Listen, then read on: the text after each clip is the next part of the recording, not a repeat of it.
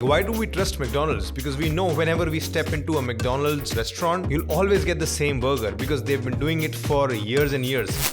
Are you sick of the fact that your partner just can't trust you? They constantly doubt you, like check whatever you're doing. They'll ask too many questions. They will even get suspicious if you go out with your family. Whatever you say, they doubt it. Like they give you that look. When there is no trust in relationship, it obviously sucks, right? I mean, you can never feel comfortable. This lack of trust just saps the happiness out of your relationship. By the way, let me define the word trust for this video, like for this conversation. By trust, I mean the belief that my partner will be loyal to me and they will not do some stupid, inappropriate things with other people. So let's start with the question, why is trust lost in this relationship? Now, first reason, of course, could be that your partner is just very suspicious by nature. It could be just a personality issue. But then the other reason could be that maybe you have done something wrong in the past. Maybe you did make a mistake and now your partner is very sensitive to whatever you do. And worst case, both could be true at the same time. Now, whatever the reason is, the path to building the trust actually depends on three major fundamentals. Like these are like three pillars for building trust. Of course, there could be more, but I think these three are the most important ones. I'll first tell you those three things and then I'll also talk about what happens when it does not work. Like what to do when your personal efforts completely fail. So let's start with the three pillars. First one is transparency. Transparency, or we can say complete openness, is something that you must abide by in your relationship. Like this is a fundamental thing in building trust. Basically, every nook and corner of your life must be open to your partner. Whatever they want to know, you should be able to tell them. They should be able to know. So this means they should have access to your phone, your PC. They should be able to access all your email accounts or social media, all your messages. Now, when you hear it for the first time, it may seem a bit toxic, a bit too much, right? Like how can we not have just any privacy at all? Of course, we are entitled to some privacy. I mean, you can have your privacy, but then don't go crying that your partner doesn't trust you. Like you cannot have both. You can have privacy or you can have your partner trust you. I personally follow complete transparency. I have never had a problem with it. My girlfriend hasn't scammed me, hasn't stolen my money, hasn't made any of my information public. And she often tells me that the fact that I have access to everything that you do, like all your devices, I actually don't have to check anything. Like the fact that I can open it, I'm allowed to open it, actually reassures me. Like I just trust you now. The more you hide, the more you try to keep things private or mysterious, the more you give the other person reasons to doubt you. So I strongly recommend complete openness and transparency. In fact, if you find a person who's not being open to you, who's not going to be transparent with you, I say let them go. I mean, of course, after talking to them, like you have to be crystal clear that this is a value that I have to have in this relationship. We both will be completely open and transparent. Second pillar, honesty. This is not just related to,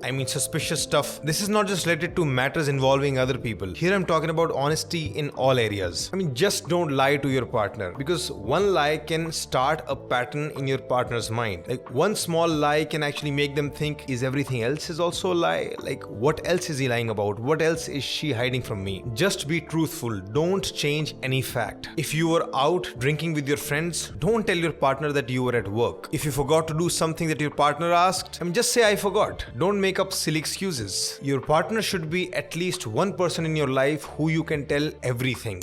Technically you should try to be honest with everyone in your life, but at least start with your partner. Whenever they ask you any question, just give immediate honest answers. Like don't make up stories, don't convolute things, be direct and straightforward always. Even if it means that your truth will lead to a fight, even if you know that if you say the truth, your partner may react, they may get upset, doesn't matter. It's better to go through some negative emotions for a few moments or for a few hours than to lie, because saying the truth is part of your character. Don't compromise that. And if your partner sees that in every area you're just truthful, of course they're going to trust you. Third pillar is consistent goodness. This is like the basic foundation of building trust, which is you just have to do the right behavior repeatedly, like again and again and again. You have to become reliable and predictable. Like if you look at McDonald's, like why do we trust McDonald's? Because we know whenever we step into a McDonald's restaurant, you'll always get the same burger because they've been doing it for years and years, for decades actually.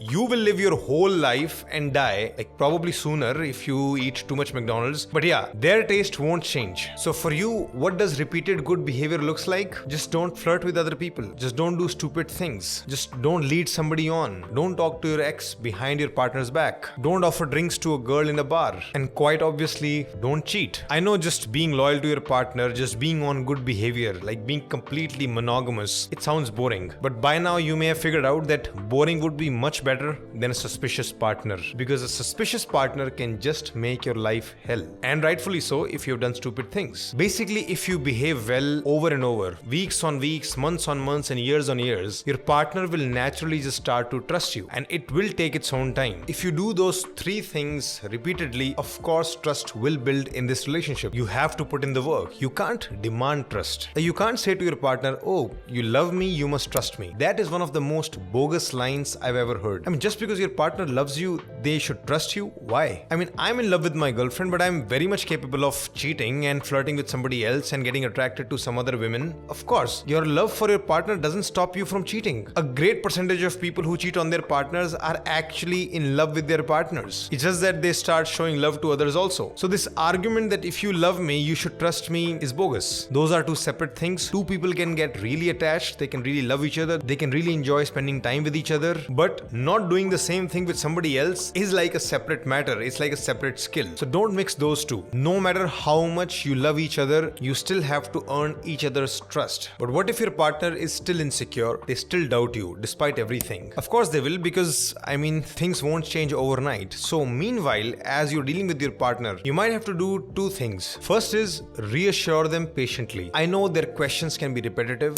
They will ask the same thing over and over again, or they may ask very silly questions, but don't try to dodge the questions. Don't try to escape, because that only makes matters worse. When you answer their questions, when you give them what they need, it reassures them. In fact, sometimes answering questions takes much less time than resisting it, because when you resist, it ends up becoming a fight. So your partner may ask you things like, please share your location. Can you share a picture when you reach there? Can you make me talk to your friend? Because they want to know if you are with that friend. Can you video call me once you reach there? Can you show me the chat? Can you swear on your car that you won't talk to a girl for too long if she seems to be flirting with you, etc., etc. Like most of the times when your partner is just asking for some reassurance, it seems stupid. Like, why do I have to do this? Like, this is ridiculous. But when somebody has some suspicion in mind, you can't suppress it. You can't ask them to shut it down. You cannot use force. And all of this is especially true if you have made some mistake in the past. If you've actually done some wrong, then of course you would have to do extra reassurance. You would have to make extra promises. So just have some faith that if you behave well, continue to behave well, and if you keep answering their questions, those questions will subside with time. With time, they will seek less and less reassurance. And the second thing that you can do is some compromise. Because sometimes when your partner is really insecure, they may actually ask you to do things or not do things also. Like your boyfriend may get really insecure if you're wearing really short clothes on your night out when you're gonna get drunk and there are other males around and your boyfriend can't make it this time. So if your boyfriend is getting really insecure about this particular night, maybe wear other clothes. Your girlfriend may get insecure if you're going out late night with a female friend, like just the two of you. Now, of course, it's an old friendship and you say like, why do I have to cancel this? But your girlfriend is getting really insecure because of some reason. Maybe you can postpone this particular plan and go out in a group. Again, these are not hard and fast things.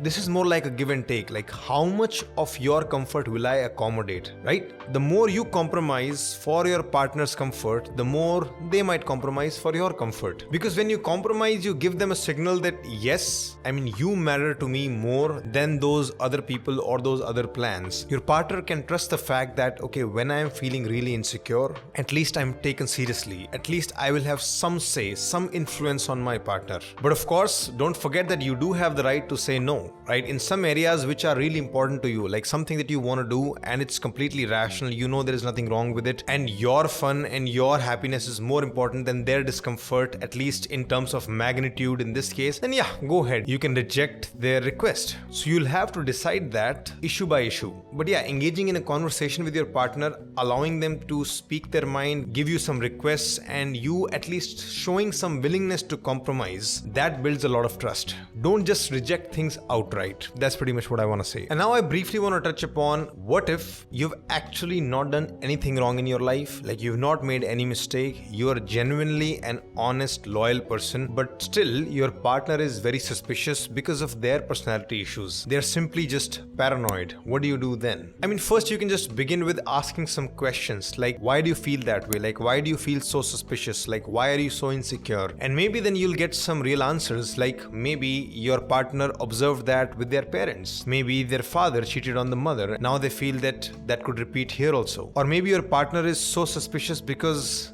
they had a bad experience with an ex, or even multiple exes. Like anybody, if they are in a serious relationship, like for a really long time, and they find out that their partner cheated on them, it could be traumatic. Like it could scar you for your life because it just shakes up your world, right? You thought you knew everything about them, but then this happened. Then you become scared. Okay, how do I trust anybody ever again? Because love still looks the same. I mean, everything is still the same, but clearly it can all go down the drain. So try to get deeper into why do they doubt you so much? Like, where is it coming from? And then every time it happens in day-to-day incidents, you have to actually bring it to their awareness. Like, babe, you're doing it again. I'm just reminding you that you are checking things again when you don't need to. You almost have to first establish it with them that we are going to work on this together. Like, you have to first take this agreement with your partner that some of it, in fact most of it, is just irrational, because you know deep inside that you are actually honest. So you have to get that agreement from your partner that we are going to work on it. And how? You can start with just bringing it up, bringing it to their awareness that next time it happens, I'll just remind you, oh, that you have to hold back, you have to cut it down, you have to stop yourself from engaging in it. But of course your partner may not agree so easily, so you have to keep talking about your feelings also, how their suspicion affects you, how it affects your happiness, and how it affects your feelings about this relationship. Because your partner is ultimately worried about the relationship. They don't want the relationship to go away because the relationship is supposed to give them happiness, but because of their suspicion, the happiness of the relationship is taken away. So that's the irony, right? So whatever they're trying to protect, they're actually losing it because of their suspicion. So you have to tell them, you have to tell your feelings consistently how their suspicion, their doubt, their paranoia affects you and ultimately the relationship. And gradually they'll realize that maybe it's not worth it. Maybe if I actually doubt too much, I might actually lose my partner. So continue to talk about your feelings. And finally, sometimes you can simply not comply with what they say, and simply you can just say no. So let's say you want to go out with your friends and you know that there are going to be both girls and boys in that outing. So your partner is getting jealous. They're like, okay, I don't know what they're going to do there. I don't want you to go. And they become upset and they start to throw tantrums because again, it's all coming from that insecurity. So in such cases, you actually can say no, I'm not going to listen to you this time. I have to go. That's my friend circle. I have to maintain my friendships. We can talk about it after I come back home, but I am going to go. But only do this if you genuinely have a completely clean record.